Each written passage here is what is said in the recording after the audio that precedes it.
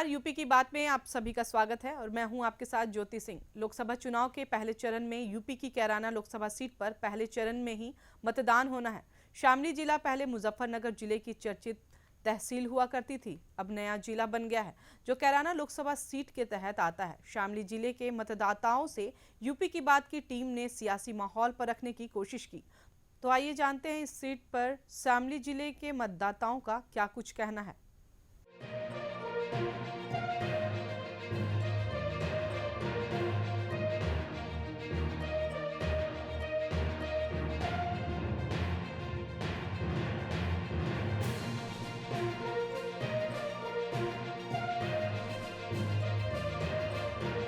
Kairana Lok Sabha seat पर BJP ने एक बार फिर से मौजूदा सांसद प्रदीप चौधरी पर भरोसा जताया है, जबकि बीएसपी ने श्रीपाल राणा को मैदान में उतारा है। उधर समाजवादी पार्टी ने इकरा हसन को प्रत्याशी बनाया है। यूपी की बात की टीम ग्राउंड जीरो पर पहुंची और स्थानीय लोगों से बातचीत की। इस दौरान शामली जिले के मतदाताओं ने बेबाकी से अपनी बात रखते हुए मिलीजुली प्रतिक्रिया दी। जहां किसान मतदाताओं ने एमएसपी से लेकर गन्ना भुगतान की बात उठाई, वहीं कई मतदाताओं ने रोजगार से लेकर महंगाई का मुद्दा उठाया। उधर कई लोगों ने सरकार द्वारा किए गए कार्यों की सराहना की है। उनका कहना है कि मोदी जी के राज में ऐतिहासिक कार्य हुए हैं। गरीब लोगों के लिए तमाम जन कल्याणकारी योजनाएं बनी है। वहीं अपराधी और माफियाओं पर शिकंजा कसा जा चुका है। उत्तर प्रदेश में अब महिलाएं सुरक्षित हैं, जबकि पहले लोगों में माफिया राज का खौफ था। माँ बहनें बाहर नहीं घूम सकती थी। इन्हीं सभी मुद्दों को लेकर मतदाताओं ने अपना वोट देने की बात कही। नमस्कार, यूपी की बात में आप सभी का स्वागत है और मैं हूं आपके साथ निकिता ठगुन्ना। यूपी की बात की टीम लगातार उत्तर प्रदेश की 80 लोकसभा सीटों में पहुंच रही है, जनता का मूड जान रही है और जनता की नब्ज टटोलने का काम भी कर रही है कि आखिर जनता वर्तमान सांसद से या यूं कहें वर्तमान में जो यूपी में सरकार है उससे खुश है या नहीं, या यूपी में तस्वीर ये बदलना चाहते हैं। अभी फिलहाल हमने आपको दिखाया कैराना की लोकसभा हॉट सीट के बारे में कि किस तरह से वहाँ के जो स्थानीय जनता है, व्यापारी हैं, वो क्या समझते हैं कि किस तरह से पहले कैराना को जिस तस्वीर से देखा जाता था, किस तरह से वहाँ पे दहशत का माहौल था, पलायन होता रहता था, उसके लिहाज से वहाँ की जनता ने अब सुधार देखा या नहीं। अभी मैं फ़िलहाल मौजूद हूँ शामली में, जहाँ पर आप देख सकते हैं मेरे सामने एक तरफ प्रत्यक्ष रूप से कोई किसी धड़े में समर्थन कर रहा है, कोई विपक्ष की तरफ भी है और यहाँ पर आम जनता के साथ साथ प्रत्याशियों के समर्थक भी मौजूद हैं। हम धीरे धीरे बात करेंगे और जानेंगे कि शामली में अभी फ़िलहाल तस्वीर जो है वो कैसी है। आपसे पूछना चाहूँगी, अभी शामली में क्या माहौल चल रहा है? बढ़िया माहौल चल रहा है। अच्छा, अभी विकास हुआ है यहाँ पे? विकास तो बहुत हो रहा है जी, खुलेआम पैसे ले जाओ, व्यापारी हैं हम। अच्छा, ये विकास हो रहा है? हाँ, लो जी, और सुविधा हो रही है, सब सुविधा मिल रही है हमें। इससे ज़्यादा क्या होगा? हम तो योगी को चाह रहे, योगी और मोदी है जो कुछ है हो रहा है क्या? अच्छा, उन्होंने काम किया? बढ़िया नहीं किया भाई। बदमाशी खत्म होगी, चोरी खत्म होगी, पैसा नहीं लूटता। दुकान पर से बैंक में जावे, पैसे लेकर जावे, आराम से जावे, कोई दिक्कत नहीं है, कोई लूटता नहीं। ये कह रहे हैं कि बीजेपी ने सुधार किया है, पहले बहुत बदमाशी होती थी, आए दिन दहाड़े पैसे लेके जाते थे, तो क्या सुधार हुआ है? नहीं भाई साहब, ठीक कह रहे हैं, क्योंकि ये गन्ना क्षेत्र है, गन्ने का भुगतान पिछले वर्ष का भी है। ना तो किसान की जेब में पैसा है, ना व्यापारी के पास पैसा है, और जो चोर आएगा, चोर के को क्या मिलेगा? कुछ नहीं मिलेगा। यहाँ तो पैसा ही नहीं है, भुगतान रुका हुआ है, इस वर्ष का भी भुगतान रुका हुआ है, तो किसान परेशान है। चौधरी जयंत जी भी यहाँ धरने पर आए थे दिसंबर में, वे भी अब एनडीए के साथ चले गए। भुगतान की तो यहाँ से कि पिछले वर्ष का जो है 2022-23 का 1 रुपया भी इस सत्र में दिलवा नहीं पाए हुए, तो पैसा तो यहाँ है ही नहीं। और दूसरी बात, यहाँ की मूलभूत सुविधाओं की, यहाँ जो है माननीय हुकुम सिंह जी जो पहले सांसद थे भाजपा से ही, उनके प्रयास से यहाँ इलेक्ट्रिक रेलवे लाइन भी आई और कुछ रेल की गति भी बढ़ी, लेकिन लंबी दूरी की रेल, यहाँ पे बस स्टैंड की कोई व्यवस्था नहीं। बस आप ये दिल्ली से आपके हरियाणा से जुड़ा हुआ जनपद है, यहाँ पे कोई भी रात को 7 बजे के बाद में सहारनपुर से, पानीपत से या करनाल से या दिल्ली से या मेरठ से कोई भी परिवहन व्यवस्था यहाँ नहीं है। यहाँ पे सुरक्षा के लिहाज से अभी वैसा ही माहौल है जैसे पहले था? सुरक्षा में तो जो है 100 नंबर की गाड़ी अखिलेश जी ने चलाई थी, वे मुस्तैद है, उनकी निगरानी जो है वर्तमान योगी सरकार कर रही, और लूट तो ये इस वजह से नहीं हो रही। मतलब आप सपा को वापस देखना चाहते हैं?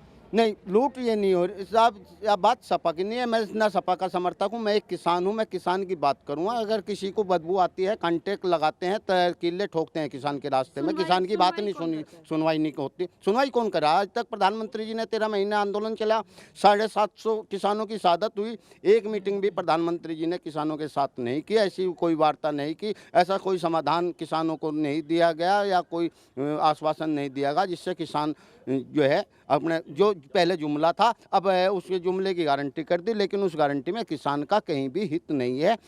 आपका यूरिया बढ़ाया गया, यूरिया जो है यूरिया के 5 किलो कम कर दिया गया, महंगाई चरम पे है, किसान की तो जो है हालत ही ख़राब हो रही है यहाँ से तो ठीक है। मैं आपसे पूछना चाहूँगी, आपने कांग्रेस का पट्टा लगा रखा है, फिलहाल तो अभी कांग्रेस कहीं दिख नहीं रही है, अभी क्या प्रगति कर रहे हैं आप लोग? देखो, मुद्दा तो यहाँ पे गरीबी का, बेरोजगारी का, और बेरोजगारी का मुद्दा है सबसे बड़ा। सरकार गठबंधन करके मामला सुलझ जाएगा क्या? गठबंधन जैसा हुआ है इंडिया का, तो संभवतः क्षेत्र का विकास होगा, देश प्रगति करेगा और इन लोगों से देश को बचाया जा सकता है। जो भारतीय संविधान को हानि पहुंचाना चाह रहे हैं, इन लोगों से बचना है या बचाना है तो जनता को इंडिया गठबंधन को वोट करना चाहिए। पर आपके समय में आपने गठबंधन जिनसे किया है उनके समय में तो बुरा हाल रहता था, सुरक्षा के लिहाज से भी बहुत बेकार रहता था, लोग सहज महसूस नहीं करते थे। नहीं, देखो, अपराध तो अभी बढ़ रहा जी, अब भी रोज अखबार भरे पड़े रहे हैं, लेकिन अब वो पता नहीं अब कौन सा अखबार मतलब अपराध दिखाई देता है। आज कोई नहीं बोलता अपराध के ऊपर। लूटमार भी हो रही है, अपराध भी हो रहे हैं और कत्लेआम भी हो रहा। और मणिपुर सरकार में देखिए कितना कत्लेआम हुआ वहाँ पे आज तक भी कोई व्यवस्था नहीं हो पाई, वहाँ पर राष्ट्रपति शासन लग पाया, सरकार बर्खास्त नहीं हो पाई। शामली में क्या नहीं हुआ? यहाँ क्षेत्र में जो हमारे जो सांसद रहे हैं आज तक वो क्षेत्र की समस्या को सुनने के लिए कभी जनता के बीच में नहीं आए, ना तो क्षेत्र के MP का पता रहा और ना ही मोदी जी ने यहाँ पे इस क्षेत्र में विकास के लिए कोई ध्यान दिया। इकरा हसन आए हैं? इकरा हसन अभी प्रत्याशी बनी है हमारे बीच में, लेकिन जो उनके पिताजी रहे हैं उनका कार्यकाल बहुत अच्छा रहा। उन्होंने हर गरीब की बात को सुना, हर कमजोर की बात को सुना और हर एक की बात को सुन करके उनका समाधान करने का पूरा प्रयास करते थे वो। तो 2 बार बीजेपी से यहाँ से कैसे सांसद बन गए चौधरी जी? चौधरी मुनव्वर जी ने बहुत अच्छा काम किया, इसलिए उनको जनता ने बार बार उनको चुना, उनके परिवार को चुना। और इस बार भी क्षेत्र की जनता विकास को देखते हुए और उनके परिवार को देखते हुए सहानुभूतिपूर्वक इकरा हसन जी को विजयी करने जा रहे हैं। ये कह रहे हैं इकरा हसन जो हैं वो अभी क्षेत्र के लिए काफ़ी अच्छे हैं, उन्होंने ही काम किया है, तो बीजेपी 2 बार लगातार कैसे आ गई? देखिए, मुनव्वर हसन जी जो मरहूम पूर्व सांसद मुनव्वर हसन जी हैं और उनकी जो 50 साल से जो राजनीतिक घराना है, उन्होंने जनता की जो मूलभूत इकाई हैं, जो मूलभूत मुद्दे हैं, जो ज्वलंत मुद्दे हैं, उन सबको सुना और उन्होंने काम भी किया। और वर्तमान में यहाँ से जो भाजपा के प्रत्याशी हैं प्रदीप जी, अगर गांव के लोग, एक गांव में 10,000 वोटिंग है और गांव के जब जनमानस उनके पास समस्या लेकर जाता है तो उन्हें ये नहीं पता कि कौन से गांव से आए हैं। कोई उन्हें गांव का नाम बताते तो पूछते ये गांव कहाँ पड़ता है। अब बिल्कुल भी मैं अपने क्षेत्र में उनकी उपस्थिति ना के बराबर है। और ये पश्चिम उत्तर प्रदेश में और शामली के युवा इस बार भाजपा को हराने के नाम पर वोट करेंगे। इस सरकार में सबसे ज़्यादा जो पश्चिम उत्तर प्रदेश में जो मुद्दा है वो गन्ने का है। और आप देख सकते हो उत्तर प्रदेश में कितने ज़्यादा घोटाले होते हैं। अभी उत्तर प्रदेश में 60,000 कांस्टेबल की भर्ती थी, उसका पेपर लीक हो गया। उससे पहले ARO का पेपर लीक हो जाता है, VDO का पेपर लीक हो जाता है। 2017 से कोई भी भर्ती निष्पक्ष तरीके से संपूर्ण नहीं हुई है। आप पढ़ाई करते हैं? मैं विद्यार्थी हूँ, मैं पढ़ाई BA स्नातक का विद्यार्थी हूँ। और इस बार देखिए आप किस तरह से एक युवा अपनी आप बीती बता रहे हैं। जी बताइए। लीक होते हुए प्रश्न पत्र, रद्द होती हुई परीक्षाएँ, लीक होते हुए प्रश्न पत्र और रद्द होती परीक्षाएं तोड़ देती है उन सपने, उन हौसलों को जो देर रात तक टेबल और रैंप की रोशनी में तप कर हासिल किए जाते हैं। प्रशासन देता है मौन, सरकारी देसी आश्वासन, लेकिन उन लड़कियों का क्या, जिनकी उम्र और उनके घर के हालात हर रोज़ चीख कर उनसे सवाल करते हैं कि कब उनके सपनों को पर लगेंगे, कब बदलेंगे उनके और उनके घर के हालात। जी, आपने देखा किस तरह से एक युवा वर्ग है और जो युवा हैं यहाँ पर इन सबसे ज़्यादा एक ही यहाँ पर युवा मौजूद है। उन्होंने बताया कि किस तरह से उनका जो पढ़ाई लिखाई को लेकर है वो ध्यान नहीं दिया जा रहा है। और सबसे बड़ा मुद्दा जो उन्होंने बताया किसानों से संबंधित, गन्ना किसानों के लिए यहाँ पे बड़ी मुसीबत है। आपसे जानना चाहूँगी कि क्या मुद्दे रहे हैं? शामली में तो जी, शामली क्या, मैं तो पूरे यूपी की बात करता हूँ, पूरे अपने देश की बात करता हूँ, देश हित की बात करता हूँ। मोदी जी ने 1 करोड़ लोगों को रोजगार की गारंटी दी थी, प्रत्येक वर्ष 1 करोड़ लोगों को रोजगार दिया जाएगा। मोदी जी ने ये अपने चुनावी घोषणा पत्र में पिछली बार डाला हुआ था। लेकिन मैं जानना चाहता हूँ, अरबों खरबों रुपये का इसकी फ़ीस यूपी भैया ने बताया कि यूपी भर्ती हुई थी, यूपी पुलिस कांस्टेबल की 62,000 कुछ की थी वो भर्ती। और हमारे परिवार के भी उसमें जो है आवेदन किए हुए थे, उसमें 1,000 रुपये का वो था ड्राफ्ट ऑनलाइन। 1,000 रुपये का ड्राफ्ट लिया गया और उसे भर्ती को कैंसिल दिखाया गया। क्यों? क्योंकि अगर अभी भर्ती को जो है ऐसी भर्ती कर लेंगे, क्लियर नॉर्मली भर्ती हो जाएगी, तो आगे रोजगार आगे क्या होगा, फिर आगे अगले मांग करेंगे, आगे फिर भर्ती देनी पड़ेगी। 5 साल से यूपी में शिक्षक भर्ती नहीं, युवा हताश है, युवा बिल्कुल परेशान है, उनकी एज आउट हो चुकी, एज खत्म हो चुकी, क्या करेंगे वो? बेरोजगार होकर अपराध तो बढ़ रहा है, घट रहा है अपराध।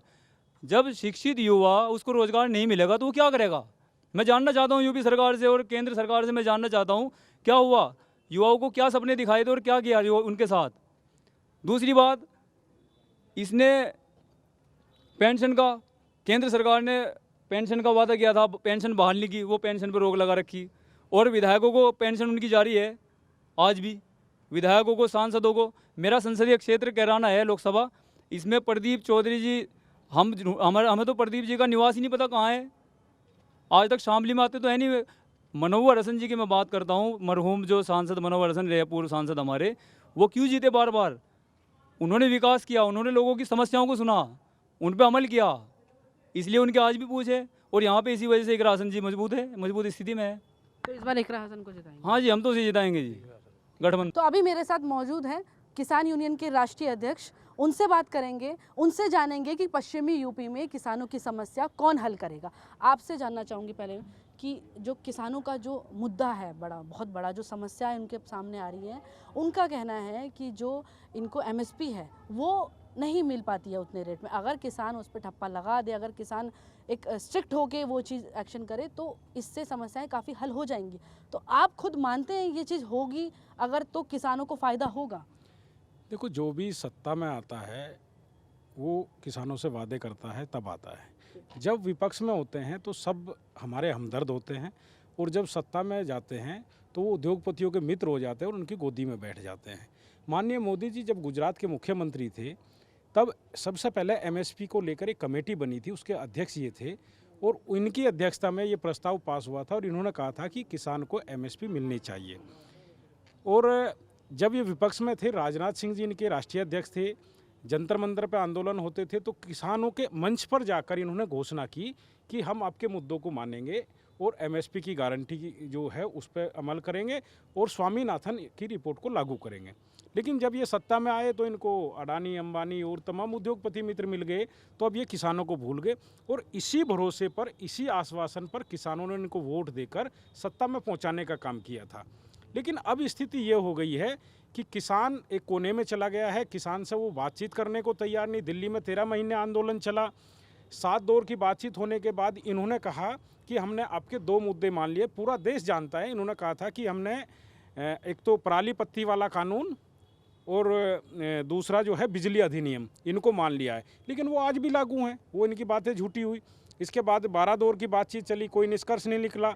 एक दिन मोदी जी को सपने में किसान दिखते हैं, गुरु नानक जी दिखते हैं, वो आते हैं और कहते हैं कि भाई हम गलती मानते हैं और किसानों से माफ़ी मांगते हैं, और हमने ये जो कानून बनाए थे इनको वापस ले लिया। लेकिन उससे किसान को क्या मिला?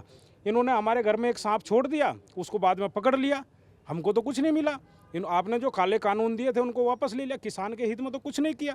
किसान जैसा था आज भी उसी स्थिति में है।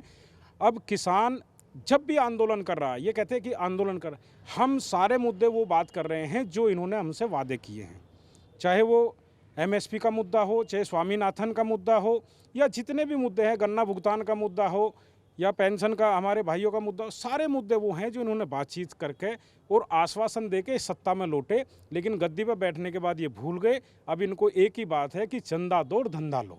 जी, अब आपने बात करी कि ये सारे वादे उन्हीं के लिए थे, तो उन्होंने वो जो वादे किए थे आप उनको क्यों नहीं आगे लेके जा पा रहे हो? नहीं, वादे हैं, उन्हीं पर तो आंदोलन कर रहे हैं। वही तो उनको याद दिला रहे। कोई भी डिमांड ऐसी नहीं है आंदोलन के अंदर कि जो नई डिमांड हो। ये कहते हैं, भ्रमित करते हैं कि भाई आप तो रोज़ नहीं मांग करते हो, ये करते हो। वो सारी वो मांगे हैं जिनको लेकर इन्होंने अपने घोषणा पत्र में वादे किए, सारी बातें की। दूसरी कैराना की अभी आपने बात करी थी, मैं पूछता हूँ, यहाँ प्रतिनिधि भी हैं बीजेपी के, क्या बता सकते हैं पूरे जनपद के अंदर हमारे स्थानीय सांसद का कोई निवास है या कोई मिलने का ठिकाना है? उनका यहाँ पर कोई निवास भी नहीं है, वो दूसरे जनपद में रहते हैं, वहीं से काम चलाते हैं। तो कैसे जनता से मिलेंगे, कैसे सेवा करेंगे? वो मिलना ही नहीं चाहते किसी से। अब ना वो मोदी लहर है, ना यहाँ का वो स्थिति है, और मुद्दे यहाँ तमाम हैं। गन्ने का मुद्दा है, बिजली का अब फिर लगातार मुद्दा है, गर्मी आती तो अपने आप परेशान हो जाते हैं। तो ऐसे में तो स्थिति यह है कि लोग अब सरकार के बदलने के मूड में हैं, और लगता है कि बदलाव होगा तो कुछ ना कुछ आगे बेहतर होगा। मैं आपसे जानना चाहूँगी, इन्होंने कहा कि अगर बदलाव होगा तो बेहतर होगा, क्योंकि अभी तक जो हालात हैं वो वैसे ही बने हैं और उससे बदतर भी हो गए हैं, ऐसा उन्होंने कहा है। तो आपके नज़र में क्या है? मैं तो ये देखा है कि जब से ये भाजपा सरकार आई है, इसने क्या दिया? इसने महंगाई के अलावा और कुछ नहीं दिया। अच्छा, बस महंगाई। सिलेंडर कहाँ था? उज्ज्वला योजना जो उन्होंने दी थी, है उनके गैस सिलेंडर खाली पड़े हैं उनके, हैं बेचारे कहाँ से भरवाएंगे? में जनता यहाँ पे सुरक्षित नहीं थी, है बीजेपी कह रही है। पहले भी थी और आज भी है। अच्छा। हाँ, पर कह रहे पहले तो सब लोग डरे जी हुए कुछ रहते नहीं थे, था बाहर नहीं निकलते थे, जी कुछ नहीं था। पलायन होता था। इन्होंने बेरोजगारी बेरोजगारी हो तो ये प्लान तो अपना आप करेगा आदमी। ये है महंगाई। बताओ कौन सा इन्होंने वो काम किया? वो धार्मिक मुद्दा तो इन्होंने बनाया भी बोलिए आप, हाँ। एक मिनट। हाँ, वे देंगे जवाब। नहीं, आप बोलिए।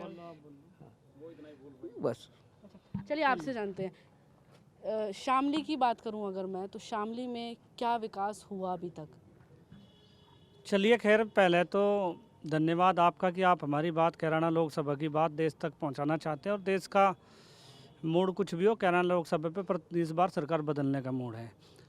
मैं आपको सीधी सी बात बता दूं कि गन्ने किसान के बाद हमारे यहाँ सबसे ज़्यादा 80 और 90 के दशक तक, यानी कि 2014 तक हमारे यहाँ तरबूज खरबूजा किसान बड़ा मशहूर था। अच्छा। यमुना किनारे का, यमुना नदी का किनारा हमारा है, और उसमें लगभग पूरे जनपद में कम से कम 5000 एकड़ में तरबूज खरबूजे की फसल उगती थी, जो अब सिमट कर 50 एकड़ पर रह गई है। उसका सीधा सा कारण ये है कि इन्होंने, जैसे कि पिछली सरकारों में 100 लुटेरे थे, अब 1000 लुटेरे के बराबर एक खनन माफिया है। इन्होंने यमुना नदी में इतनी खनन करवा दी कि यमुना नदी के जो ऊपर खनन है उनके आगे बोलने की किसी की यहाँ औकात नहीं है, चाहे प्रतिनिधि है, चाहे कोई अधिकारी कर्मचारी है। बीजेपी सरकार तो कहते हैं हमने माफिया को तो पूरा खत्म कर दिया। माफिया पैदा कर दिए। आप किसी से पूछ लें कि जनपद शामली में एक जगह खनन होती थी, अब इतने पॉइंट खनन के इन्होंने दे दिए। पूरी बेल्ट में, सहारनपुर में कहीं खनन नहीं होती थी, पूरी यमुना नदी को इतना इन्होंने निचोड़ दिया। आप नहीं होती, किसी के टाइम में नहीं हुई, सपा के नहीं, बसपा के भी टाइम में नहीं हुई। लेकिन आप देखेंगे एनवायरनमेंट इन्होंने हमारे ज़िले का इतना बिगाड़ दिया, जहाँ पूरा देश ये एक तरह से ग्रस्त है। पिछले बार ऑक्सीजन थी, पूरा एनवायरनमेंट इन्होंने यमुना नदी को नेस्त नाबूद कर दिया, पूरा यमुना नदी की जलधारा रोक दी। उसके ऊपर जो किसान निर्भर थे, अपनी खेती कर रहे थे सब्जियों की, वो ख़त्म कर दिया इन्होंने। वासुदेव का जंगल ये काटने लग रहे, हज़ारों पेड़ रोज़ की कट रहे, और करोड़ों पेड़ लगाने का दावा कर रहे हैं। क्या फ़ायदा है उस चीज़ का? हमें ये एक बात बता दीजिए, मैं आपके माध्यम से पूछना चाहता हूँ। माननीय सांसद जी बहुत भले आदमी है, जितना कहें उतना नहीं करें, उससे ज़्यादा कुछ नहीं करते। पूरी 5 विधानसभाओं में एक इंटर कॉलेज बता दो जो बना हो 5 साल में, हाई स्कूल बता दो, डिग्री कॉलेज बता दो, कोई खेल का मैदान बता दो, कोई ओपन जिम बता दो, कोई फैक्ट्री बता दो। हरियाणा में जाए सब बीजेपी ने कुछ नहीं करा भैया। बीजेपी ने करा जी एक काम। क्या काम किया? एक काम तो इन्होंने इतना बढ़िया करा, मैं सेक्रेटरी की शिकायत करूँगा कि इनने शौचालय नहीं, मेरा शौचालय खा लिया, तो उसकी डीएम साहब का शिकायत करने के बाद जांच भी वही सेक्रेटरी करे जिसके खिलाफ हम शिकायत दें। पटवारी जिसकी अधिकारी के खिलाफ आप शिकायत करोगे वही जांच करेगा। एक तो काम इन्होंने यूँ करा, दूसरा काम एक यूँ करा, जितने सामाजिक कार्यकर्ता थे जिला शामली में, एक्टिविस्ट थे, चाहे वो किसी भी तरह के थे, एनवायरनमेंट के थे, लेबर डिपार्टमेंट से जुड़े हुए थे, जो कैसे थे, इन्होंने यूँ कह दिया जितने सामाजिक कार्यकर्ता अगर दफ्तर में घुसता दिखाई दे अधिकारी से, इसे साले को पकड़ कर जेल भिजवा दो, इलाज कर दो, मुद्दा उठाने वाला ना मिले। तो आपने सुना, मैंने जिस तरह से आपको कैराना का भी दिखाया, कैराना हॉट लोकसभा सीट का, कि लोग, वहाँ की जनता क्या समझती है, उन्होंने वर्तमान सांसद के क्या काम देखे। अभी भी ये जो आप जमावड़ा देख रहे हो, इसमें आम जनता भी मौजूद थी, आम जनता ने भी अपनी राय रखी, जो किसान के समर्थक थे उन्होंने भी अपनी राय रखी। अभी यहाँ पर मौजूद हैं बीजेपी के प्रतिनिधित्व करने वाले, उनसे जानेंगे। पहले आपका नाम जानना चाहूँगा। निशिकांत संगल जी। निशिकांत जी, आपने सबको सुना होगा अभी। जी जी जी। इन सब का कहना है कि पश्चिमी यूपी में कुछ नहीं हुआ, किसानों की समस्या अभी बनी हुई है, कोई रोजगार नहीं है, ना कोई अभी वर्तमान सांसद की इन्होंने बात करी, उनका कोई निवास नहीं है, वहाँ ये जा नहीं पा रहे हैं, ना वो क्षेत्र में आ पा रहे हैं। जवाब मैं देता हूँ, कितनी सच्चाई है इन सब चीज़ों अभी में? देता हूँ आपको। जो हमारे सांसद महोदय हैं, उनका जो अपना बैठने का स्थान है वो एक हफ्ते में एक बार है। शुक्रवार को वो बैठते हैं हनुमान रोड पर। और रही बात उनके काम करने की, अभी लोकार्पण हुआ है बुढ़ाना रोड पर, जो हमारा ये है रेलवे ट्रैक, उस पर पुल का अभी उद्घाटन हुआ है। वो इस आचार संहिता के बाद वो भी बन जाएगा। और रही बात मोदी सरकार की, मोदी सरकार आप तो एक ही चीज़ बोल रहे हैं, आप पुल का बात कर रहे हैं बस। मैंने आपको इतनी चीज़ें गिनाई ना, आपने किसान को। अब रही बात बेरोजगारी की, एक मिनट आप मेरी सुनिए। रही बात बेरोजगारी की, अभी 10 साल से मोदी सरकार है, अब तो सब बेरोजगार हो गए। उससे पहले सब कलेक्टर थे, सब मोदी अंबानी थे। बताओ कितना रुपया कहाँ था। अब तो बहुत ज़्यादा अवसर जो है रोजगार के मिल गए। वो कह रहे हैं माफिया पैदा कर दिए। माफिया कोई पैदा नहीं किए, वो तो इन्होंने कहा रोजगार की बात करी, इन्होंने रोजगार की बात करी। अग्निवीर योजना के नाम पर, अग्निपथ योजना के नाम पर 2.5 लाख युवाओं को बेरोजगार करने का काम भारतीय जनता पार्टी ने करा। और आपने बात कैराना पलायन की करी। कैराना में पलायन हुआ रोजगार के कारण, कैराना में पलायन हुआ शिक्षा के कारण, कैराना में पलायन हुआ चिकित्सा के कारण। आप मुझे बताइए, इन्होंने जो एजेंडा बनाया 2017 में, ये एजेंडा ला गया है। बाबू हुकम सिंह जी पूर्व सांसद, स्वर्गीय सांसद थे, और उन्होंने ये मुद्दा लेकर आए। इन्होंने बड़ी बड़ी हेडलाइन दिखाई, कैराना बना कश्मीर। लेकिन मैं इनसे पूछना चाहता हूँ, धर्म के नाम पर यहाँ किस दिन पलायन हुआ? पलायन हुआ यहाँ, अगर पलायन किसी का हुआ है, पलायन जो हुआ था जब वहाँ 3 व्यापारियों को दिन दहाड़े मार दिया गया था, तब उन्होंने अपनी सुरक्षा ये देखते हुए कि हमारी सुरक्षा नहीं है, तब में लोग पलायन के उसमें आए थे। और इनको पता भी है कि मुकीम काला ने वहाँ दिन दहाड़े 3 लोगों को मारा था, 3 दुकानदारों को। आपने भारतीय जनता, आपने बात करी मुकीम काला की, मैं आपसे पूछना चाहता हूँ, आपने उसका एनकाउंटर हुआ। जो कोई बुरा काम करेगा उसका बुरा अंत होगा। लेकिन आप एक बात बताइए, उन्हीं व्यापारियों से पहले 2 लड़कियां भी मरी थी, जिसका नाम सीबा रिजवाना था, और उनके हत्यारे भारतीय जनता पार्टी के पदाधिकारी हैं, कैराना नगर के महामंत्री हैं। बताइए, आप दीजिए जवाब। शौकीन राणा नाम है उनका, उनके परिवार के सदस्य हैं। उसमें उनको जो भी, यदि वे निर्दोष थे तो उनको बरी किया गया होगा, और यदि वे दोषी हैं, अभी तक केस भी नहीं हो पाए भैया। आराम से एक करके। और रही बात पेश की, वो कुछ ना कुछ अभी जांच चल रही होगी, या जो भी हुआ होगा उसके बारे में। देखो, सही बात तो यह है कि मुझे जानकारी भी नहीं है। और दूसरी बात, हाँ, इससे पहले हम कैराना भी गए थे। कैराना का में भी काफ़ी लोगों का यही कहना था कि सांसद जी क्षेत्र में नहीं पहुँचे, उन्होंने ना उनको कभी देखा इतने सालों में, ना उनके पास कोई सुनवाई हुई अभी तक। और मैं दूसरी बात कहूँ, ना वहाँ पर रोज़गार की व्यवस्था है। अभी शामली में आपने खुद सुना लोगों से, कैसे पार्टी कर पाएगी आगे? अभी मैं बता तो रहा हूँ आपको कि जितनी मोदी सरकार ने अपने 10 साल में कर दिया, क्या पिछले 70 साल की सरकार ने उतना कर दिया? कितने एम्स बना दिए, राम मंदिर का मुद्दा था, सीए का मुद्दा था, और 3 तलाक था, महिलाओं को खुले में शौच से मुक्त करा दिया, उज्ज्वल योजना चला दी। जो पेंशन है वो पहले 400 रुपये थी, अब 1000 रुपये है। और जो ये कह लीजिए कि अगर घर में 2 वृद्ध हैं तो 2 में पहले एक की पेंशन आती है, और फिर दूसरे की 5 महीने बाद उसकी भी आ जाती है।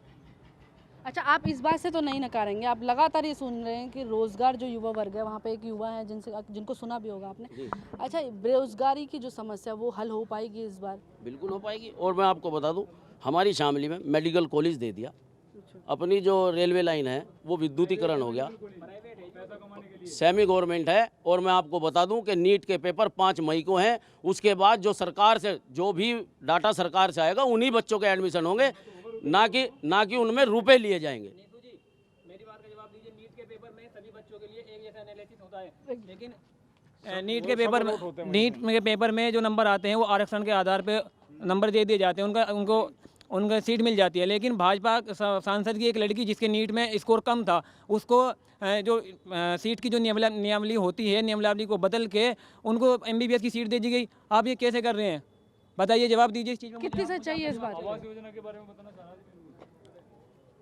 भाई जौन सी बात भाई साहब ने कही, इस बारे में जिस बारे में जानकारी ना हो उसके बारे में तो क्या बताऊं मैं, आपको इस बात की जानकारी नहीं है। ठीक है, चलिए और लोगों से पूछते हैं। क्या नाम है आपका?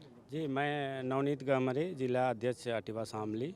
हम सरकारी कर्मी हैं जी, और आप उत्तर प्रदेश की बात करें, इसके लिए आप बधाई के पात्र हैं। पूरे उत्तर प्रदेश और पूरे देश में एक सरकारी कर्मचारी का एक बड़ा तबका है मैडम, जो पूरे समीकरण को बनाने और बिगाड़ने का भी काम कर सकता है। हमारी मांग है कि जो पुरानी पेंशन व्यवस्था जो हमारी बंद की गई थी, उसको तत्काल बहाल किया जाए, क्योंकि सांसद और विधायक ये जब बन जाते हैं तो ये अपनी पुरानी पेंशन व्यवस्था को यथावत बनाए रखा, जबकि जो सरकारी कर्मी है, जितने भी सरकारी कर्मी हैं, चाहे वो पैरामिलिट्री के फोर्स हैं, चाहे पुलिस के हो, RDM हो, SDM हो, उनकी पेंशन की व्यवस्था को बंद कर दिया गया। और ये जो सांसद विधायक हैं, उन अपनी पेंशन व्यवस्था को बनाए रखे हैं। तो हमारी मांग है सरकार से, आपके माध्यम से, कि इसे तत्काल बहाल किया जाए। जो NPS जो शेयर आधारित पेंशन है, इसे शेयर के भरोसे सरकारी कर्मियों को न छोड़ा जाए। हम किसी भी सरकार को बनाने और बिगाड़ने में अहम भूमिका निभा सकते हैं, क्योंकि हम सरकारी कर्मचारी हैं, एक नियम कानून दायरे में रखते हैं। हमारी आवाज़ को सरकार अनसुना करती है, लेकिन उन्हें ये नहीं पता रहता कभी कभी कि बनते हुए समीकरण कैसे बिगड़ जाते हैं। तो वो सरकारी कर्मचारी भी हम चाहते हैं कि हमारी पुरानी पेंशन व्यवस्था को तत्काल बहाल किया जाए। जी, आपका नाम क्या है? मेरा नाम ऋषिपाल सिंह है। मैं किसान यूनियन से जुड़ा हूँ और सवित मलिक अध्यक्ष की उसमें मैं कार्य करता हूँ। और आप खुद बताइए, किसानों की समस्याओं का हल कौन करेगा? कौन किसानों को न्याय दिला पाएगा? क्या आज तक तो किसी भी सरकार ने इस बात पर ध्यान नहीं दिया। किसान वहाँ का वहीं खड़ा जब से आज़ादी आई थी। आज़ादी के बाद में किसानों की समस्याओं का कोई समाधान नहीं है। किसानों की के साथ साथ उनके बच्चों का रोजगार की समस्या भी ज्यों की तो बनी हुई है।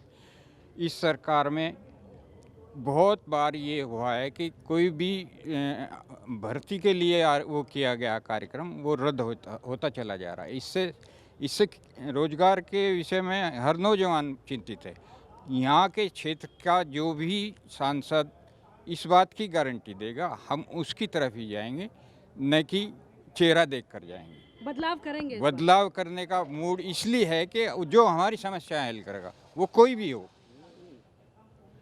चाहे वो इकरा हसन हो, चाहे वो प्रदीप जी हो, चाहे वो जयंत जी हो, कोई भी हो, हमें अपना विकास चाहिए। रही कानून व्यवस्था की बात, तो मतलब जो गठबंधन बीजेपी ने किया है RLD के साथ, जयंत चौधरी के साथ, आप उस पर भरोसा जता के बीजेपी को भरोसा जता सकते हैं, ये कह रहे हैं आप? जो इस बात की गारंटी देगा कि हम इन समस्याओं को हल करेंगे। मेन समस्या है कि वोट जाएगा, किसानों की समस्या हल करेगा, जो आज तक किसी भी सरकार ने हल नहीं की इसकी। चलिए धन्यवाद। तो आपने सुना शामली की जनता को, जिनका साफ कहना है कि यहाँ से सरकार बदलने के मूड में है जनता। जनता मूड में इसीलिए है क्योंकि उनका जो यहाँ से वर्तमान सांसद है प्रदीप चौधरी, उन्होंने कोई विकास कार्य नहीं किया, ना वो क्षेत्र में मौजूद रहे। इसके साथ साथ ही जो सपा से प्रत्याशी हैं इकरा हसन, उनको पार्टी ने जो टिकट दिया है वो सही टिकट दिया है, ऐसा जनता का कहना है कि वही हमारा अब काम करेंगे, वो उनको लेकर आएंगे और वही यहाँ शामली की जनता का विकास करेंगे। मेरे साथ इतना ही। वीडियो जर्नलिस्ट हिमांशु के साथ मैं निकिता, धन्यवाद। तो ये थी कैराना लोकसभा सीट पर शामली जिले के मतदाताओं की राय। हम आपको इसी तरह से दूसरी संसदीय सीटों के हाल भी बताते रहेंगे। आप देखते रहिए यूपी की बात।